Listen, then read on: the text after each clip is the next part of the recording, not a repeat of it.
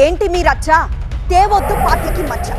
ఎప్పుడూ sweet warning ఇచ్చే TDP అధిష్టానం ఈసారి కొలికపూడి కేశినేని చిన్నికి హాట్ వార్నింగ్ ఇచ్చినట్లు ప్రచారం జరుగుతోంది. టీడీపీ హైకమాండ్ కు ఊహించని తలనొప్పులు క్రియేట్ చేస్తున్న కొలికపూడి క్రమశిక్షణ కమిటీ ముందు హాజరయ్యారు.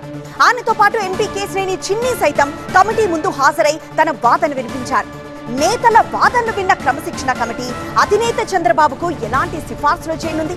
ఈ ఎపిసోడ్ పై చంద్రబాబు ఎలాంటి నిర్ణయాలు తీసుకుంటారు?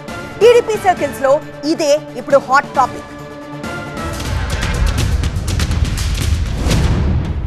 టీడీపీ అధినేత సీఎం చంద్రబాబు ఆదేశాలతో తిరువూరు పంచాయతీ ఆ పార్టీ క్రమశిక్షణ కమిటీకి చేరింది. ఎమ్మెల్యే కొలికపూడి, ఎంపీ చిన్ని అంశంపై టీడీపీ ఏపీ అధ్యక్షుడు పల్లా ఆధ్వర్యంలో కమిటీ విచారణ చేపట్టింది. క్రమశిక్షణ సంఘం ఎదుట ఎమ్మెల్యే కొలికపూడి, ఎంపీ కేశినేని చిన్ని హాజరయ్యారు. సుమారు 4 గంటల పాటు సమావేశం జరిగింది.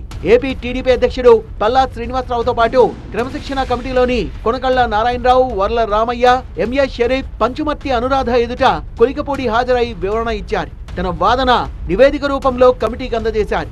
విచారణ అనంతరం మీడియాతో మాట్లాడకుండానే వెళ్లిపోయారు ఎమ్మెల్యే కొలికపూడి. కాసేపటికే ఎంపీ కేశినేని చిన్ని క్రమశిక్షణ కమిటీ ముందు హాజరై తన వివరణ ఇచ్చారు.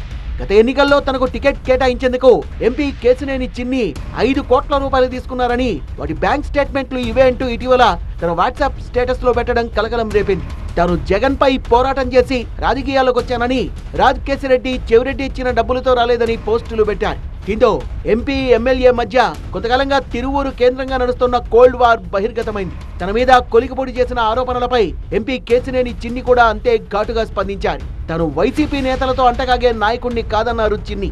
ఈ వ్యవహారంపై టీడీపీ అధినేత ఏపీ సీఎం చంద్రబాబు ఆగ్రహం వ్యక్తం చేశారు. చంద్రబాబు ఆదేశాల మేరకు ఇరువురు నేతల్ని క్రమశిక్షణ కమిటీ నోటీసులిచ్చి విచారణకు పిలిచింది. మంగళవారం ఇరువురు నేతలు కమిటీ ముందు హాజరై తమ వాదన వినిపించారు. ఈ వ్యవహారంపై కమిటీ పార్టీ అధ్యక్షుడు చంద్రబాబుకు ఏ రకమైన నివేదిక ఇస్తుంది, ఆయన ఏ రకమైన నిర్ణయం తీసుకుంటారో అన్నది ఆసక్తికరంగా మారింది.